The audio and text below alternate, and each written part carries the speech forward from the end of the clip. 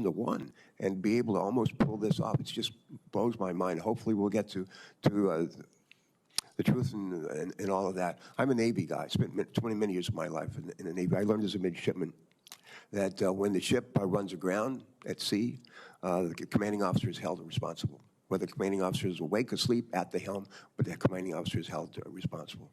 And I think we have to make, at the end of the day, I'm not interested in a blame game, but I'm sure interested in finding out who was responsible and making sure that they account for their responsibility.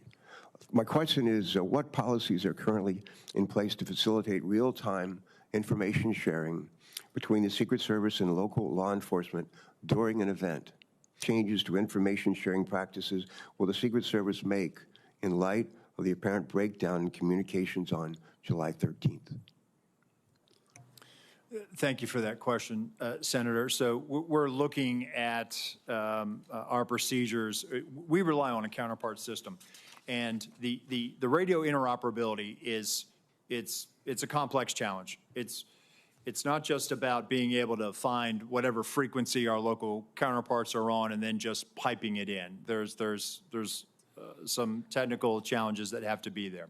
So to alleviate that, we've always relied on a security room where we have representatives from the local agencies. Those individuals are there to, one, bring their own radio and then relay relevant information that would impact our security plan. I think what I'm looking at, and again, what I'm in looking at this situation is there was a unified command post, and we had our security room, and we had communications that day at the Butler Farm site were challenging. Not just challenging for the Secret Service, but for challenging for locals. There were some cellular issues. There were radio issues, and you saw that with the testimony from the colonel from Pennsylvania State Police last week in the House. So I think as I'm thinking about this, I think we need to consider what is our model moving forward, and I think we need to be where the greatest amount of partners are when that information is being discussed. The other thing that I'm looking at is we need to also make sure that we have redundancies as far as cellular on the ground or additional repeaters. And so I've directed our Chief Information Officer to do that, and we are rolling assets out now supporting campaign sites. Thank you.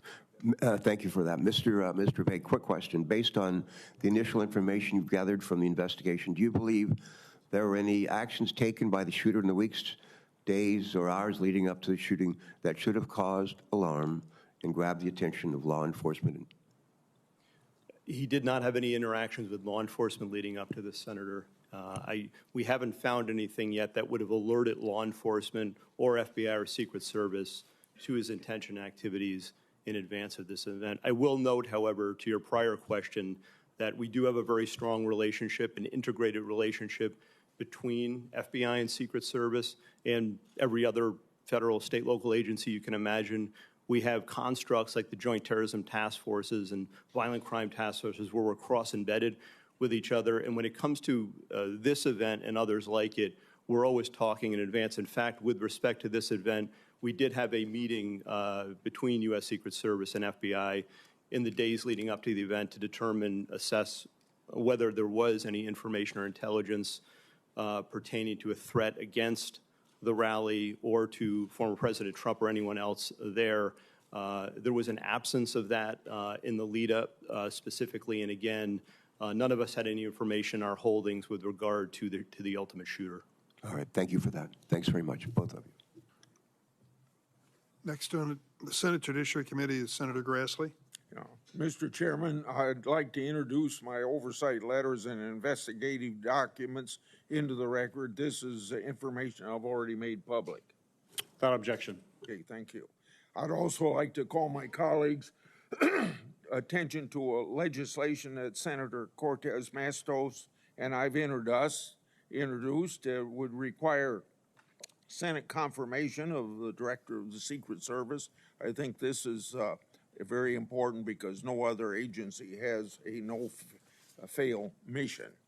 Mr. Rohr In your written testimony, you stated that that to prevent similar lapses like the one on July 13th from happening again, you'll ensure every event site security plan is thoroughly vetted by multiple experienced supervisors before it's implemented.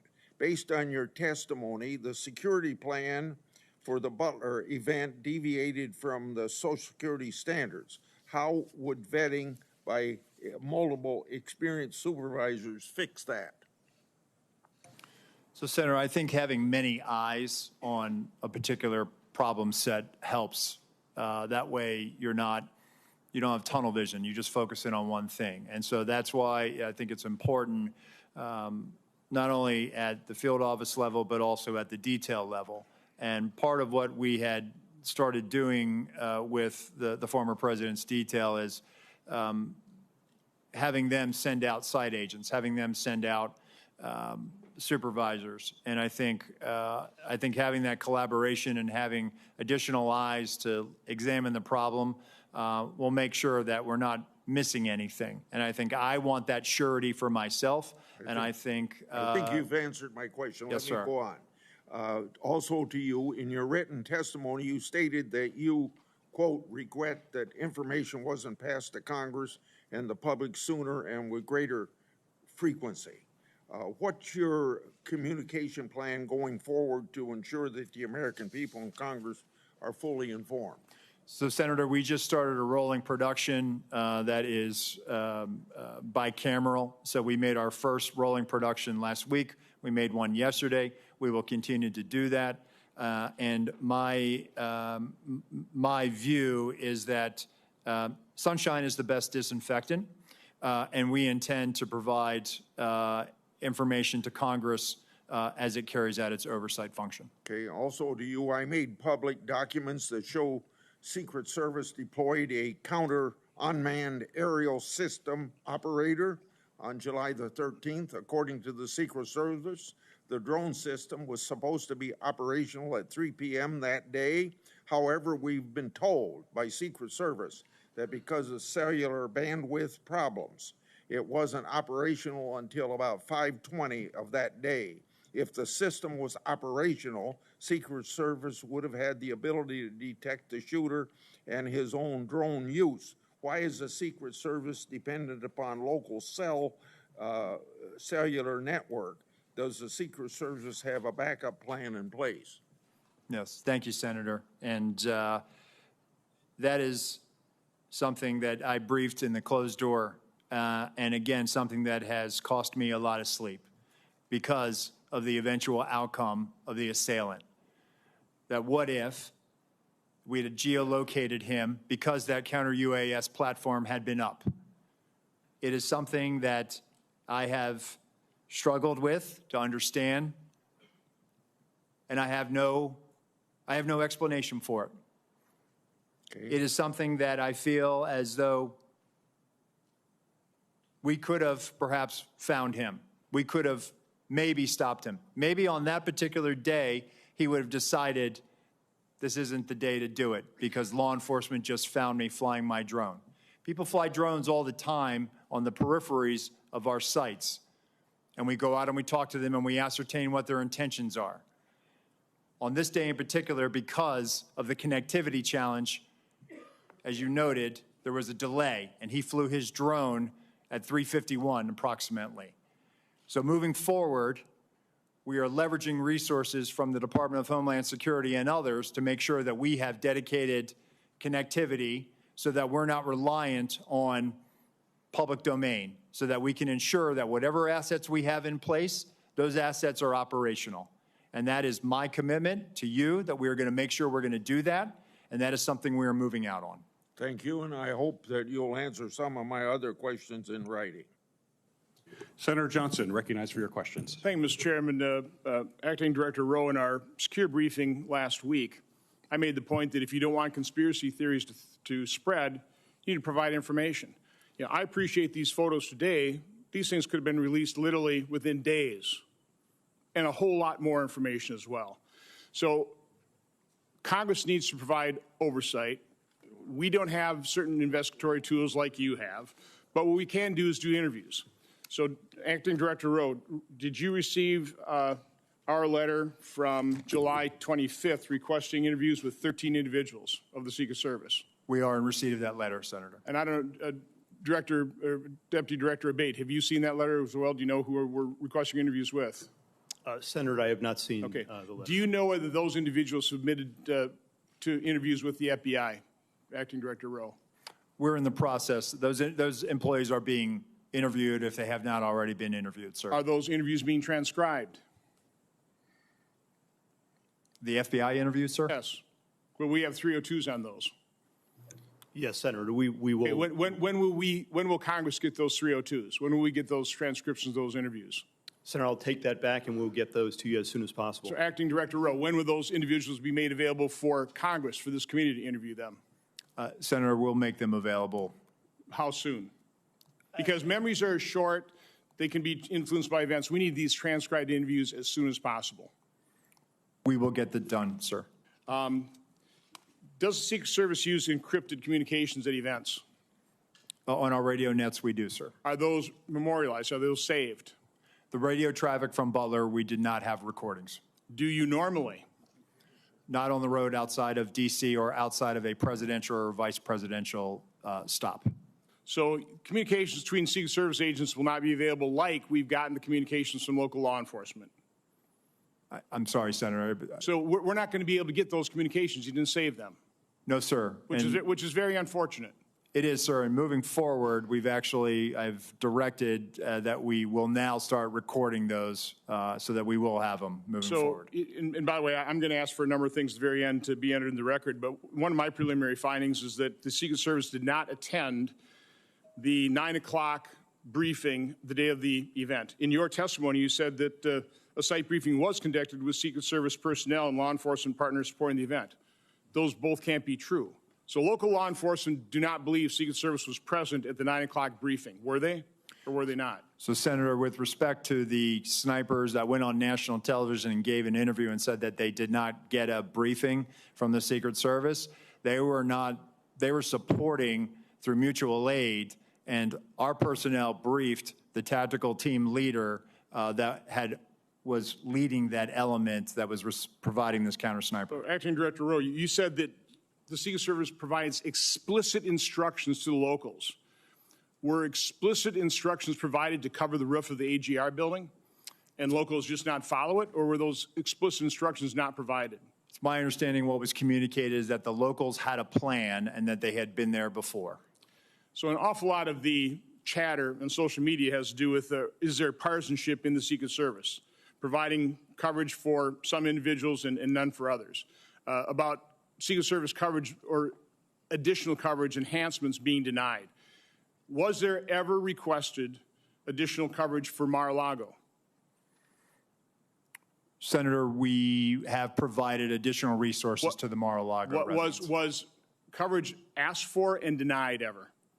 I'll have to research that, Senator, but I'm happy to tell you we have made significant investments since the former president has left office.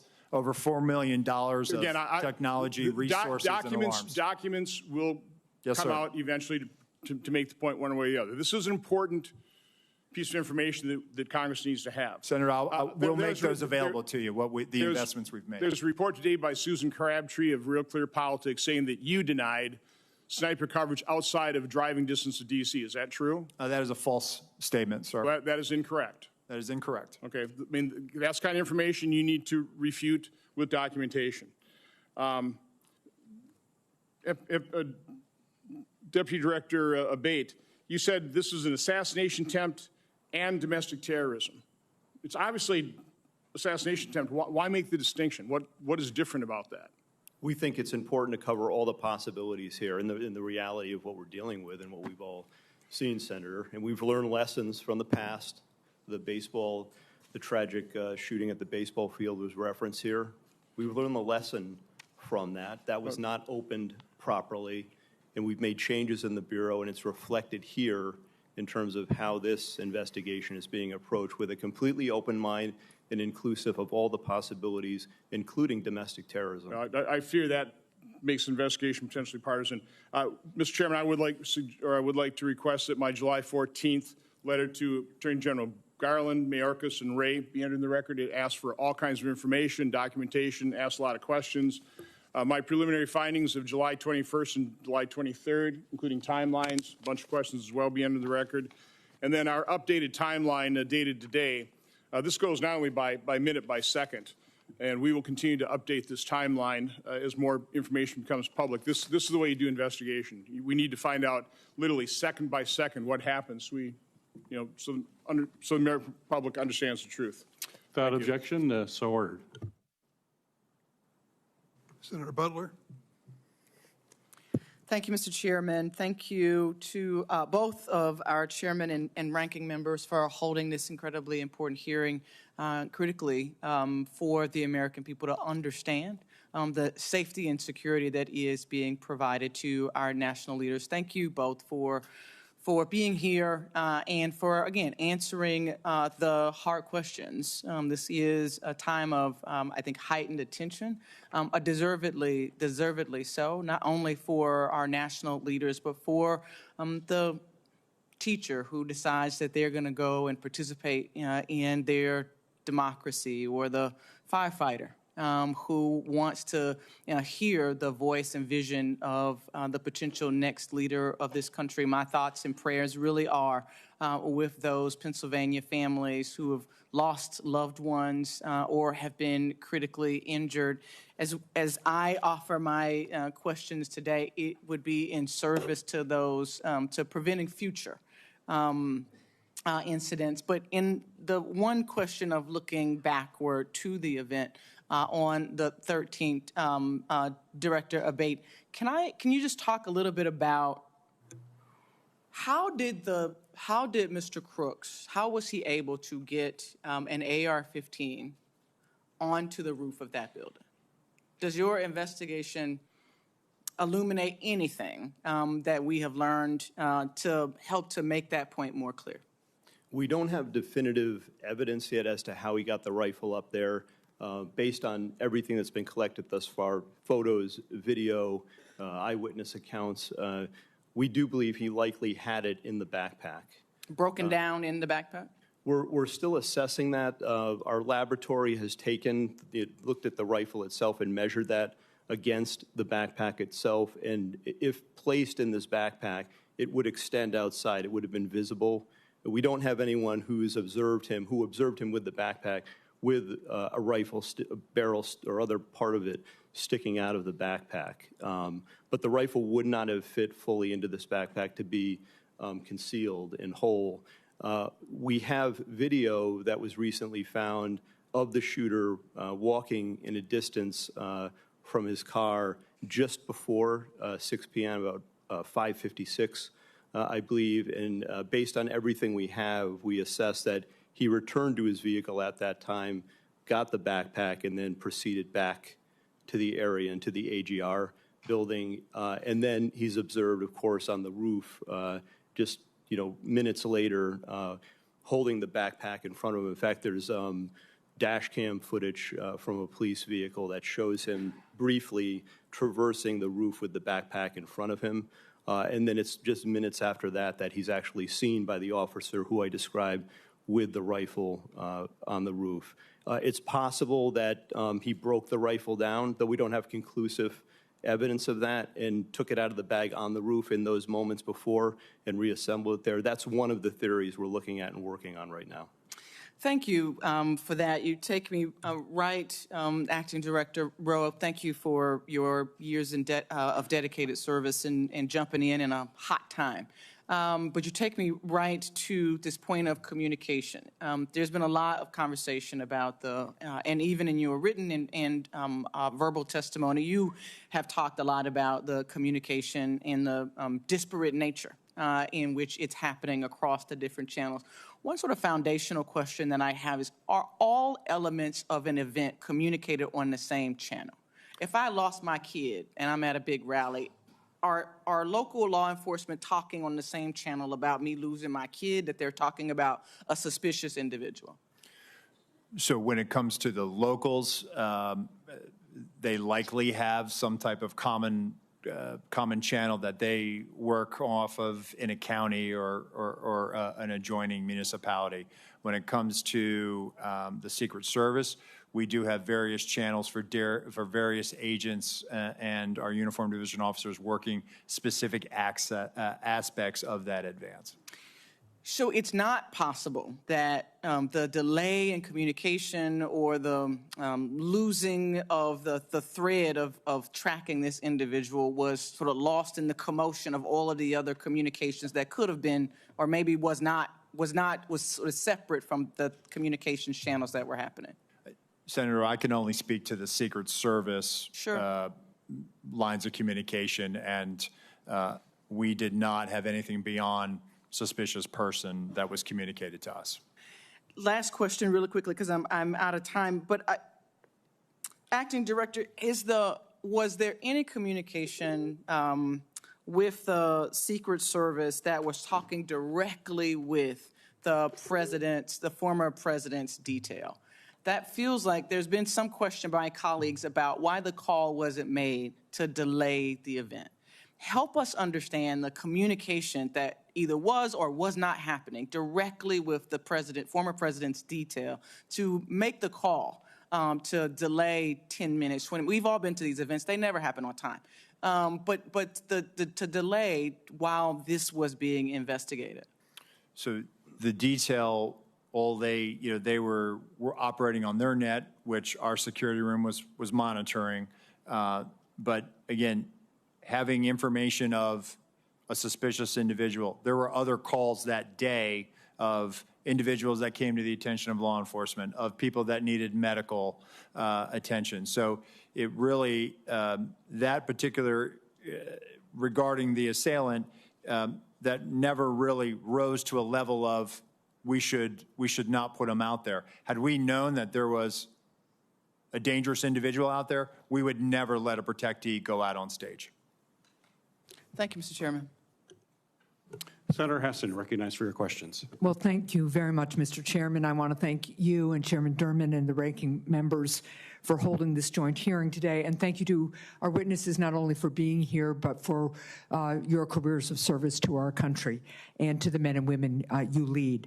I am really grateful that former President Trump is safe and extend my sympathies to the family of Corey Comparateur, who was fatally shot at the rally, and my sympathies to everyone who was injured. On July 13th, major failures nearly led to the assassination of a presidential candidate who is also a former president of the United States. The Secret Service has to be fully transparent about how this happened and how it's going to change moving forward, understanding there's also a need to balance Congress's engagement in oversight with allowing law enforcement to conduct an ongoing criminal investigation. I want to thank the agents of the Secret Service for selflessly acting to protect elected officials and their families and our former presidents. We're grateful for their sacrifices and their service, and I want to thank all law enforcement, and particularly law enforcement officers and first responders who worked to minimize harm to the crowd on July 13th. Mr. Rowe, I want to start with you. New Hampshire hosts many political rallies. Protecting the speakers and attendees at these events requires extensive coordination between state and local law enforcement, the Secret Service staff, and obviously campaign event staff. As a former governor, I've experienced some of the challenges that this type of coordination can create, but we know that this coordination is really essential to public safety. It's clear that there were significant coordination failures on July 13th.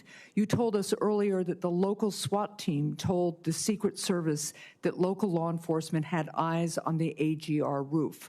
But there are reports that members of a local SWAT team never met with the Secret Service in the days before the Butler rally.